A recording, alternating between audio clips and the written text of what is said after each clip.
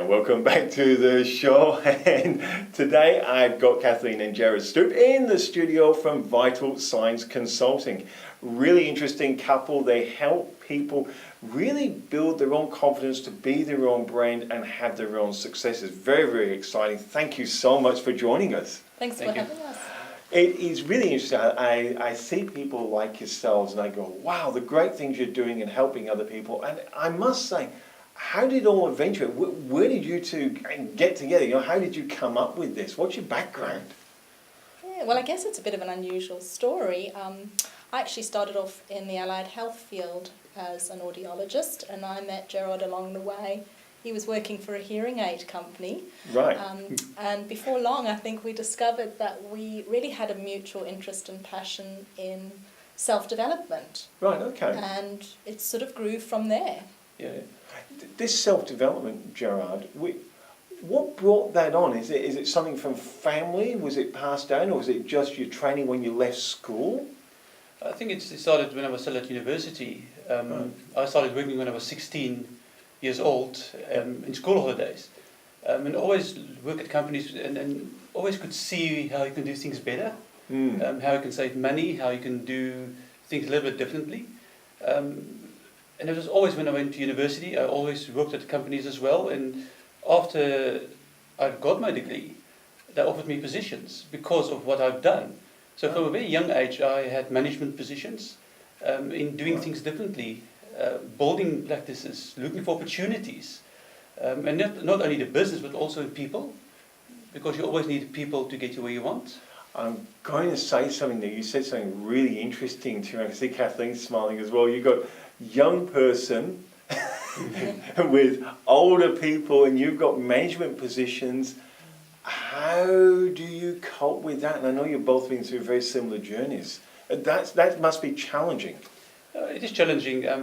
When I was 16 as well, I joined the police reservist. Right. And when I was 29, I became a captain. So I had to tell people that was 45, 50 and 55 years old what to do in a situation. So from a very young age, I've learned how to handle those situations.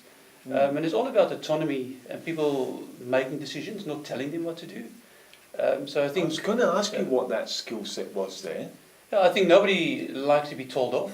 You know, say you should not do that or you should do that. I think it's about if you can develop people, they will get you where you want to be. And if you're a dictator, you're not going to get that help from them to get you where you want to be. Have you found that, because being an audiologist and helping people with hearing problems, have you found the same? That is there a test on your patience sometimes when you're kind of going, oh, turn, have you got new batteries? No. But have you felt the same? Because you're obviously dealing with older people with hearing problems. I'm probably being stereotyping people now, but I'm thinking older people, they're looking at someone younger and going, oh, you know. And I think you're absolutely right. There's definitely an overlap in a way between coaching and health.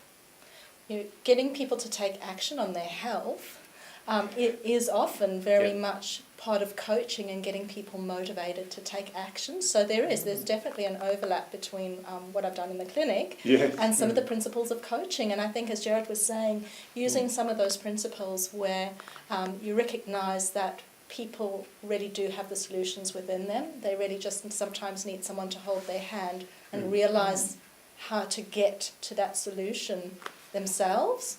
That's very powerful, rather than telling people what to do in a medical sense. That doesn't get a lot of buy-in with hearing aids. No. I can imagine it with coaching.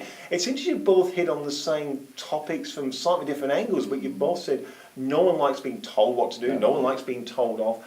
And you mentioned something really interesting there, Kathleen, from a coach's perspective, is your belief systems that seems to be coming from both of you, is you believe people have answers within themselves that you can bring out. Yes. Is that always the case? I think people don't trust their gut feeling. Oh.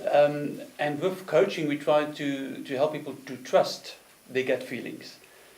Because sometimes when we think of our brains, we call it paralysis by analysis. Yep. So we basically Guilty. we think ourselves out of a good idea, Yes. and when we think with the heart, we sometimes get burned by emotion. So if you trust your gut feeling, and you make the decision you're going to do it, it is amazing the results. And sometimes what we tell people is if you don't trust your gut, is make a note in the back of your diary, and say, Yes. I had a situation, this is my gut, and 3-4 months later go back and say, I was right, and start trusting your gut feeling. Oh, that's interesting. So you're a person into diarising or journaling your experiences to refer back on it to learn. Mm. And also to trust. To trust. Yeah. That's an interesting one. I use the word learn and you go to use the word trust. Do you find that with your background as well? A lot of it has come from people going, I actually trust what you're telling me now, so I've got more confidence to do what you're saying. I think people do sometimes need their own thoughts validated, and sometimes people know what to do deep down, which I guess is what we're calling that gut feeling, but there's some kind of obstacle or barrier which they might not even be aware of at the time that's preventing them from taking that step. And I think in some ways coaching is very liberating in being able to go through that process. It's very different from therapy, therapeutic approach. Coaching is really about, the answer, let's figure out what the obstacles are, and let's get you to where you want to be. It's interesting there when you're saying they've got the answers inside you and you're bringing it out. And now I'm looking at you two, you've had really successful careers. You've run companies, you've turned companies around, you've both worked in industry and been very successful in it. And someone would say, you're crazy. You two left all that to run your own business. Yeah. Did you go through that analysis? I don't want to use that, but did you go through that thought process? Did you journal down what your actual thoughts were?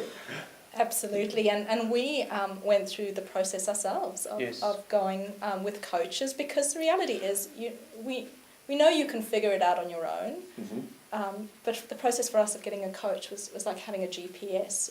We got to the point where we said, we've got all these skills, we really want to use our time and our energy in a way that fulfills us, and but also other people, and other people, but it's Yeah. now time to really do our own thing, and so it's been an exciting journey.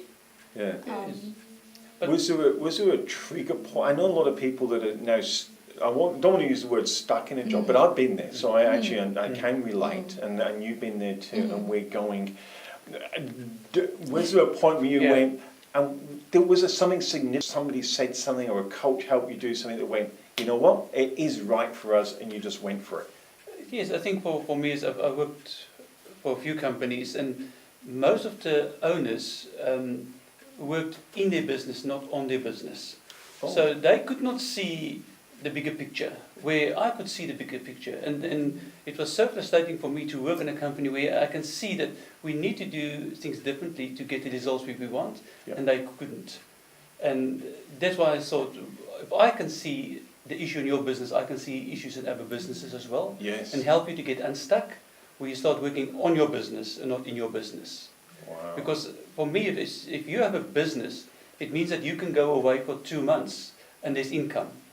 If you don't have that, you've got a job, and you actually got to be a bad job.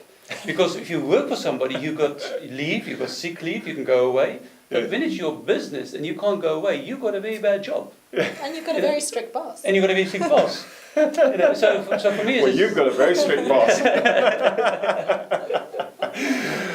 Sensational. Look, I'm Coach Stoop. We're going to take a quick break, but don't go anywhere, because we're right back with Kathleen and Gerhard.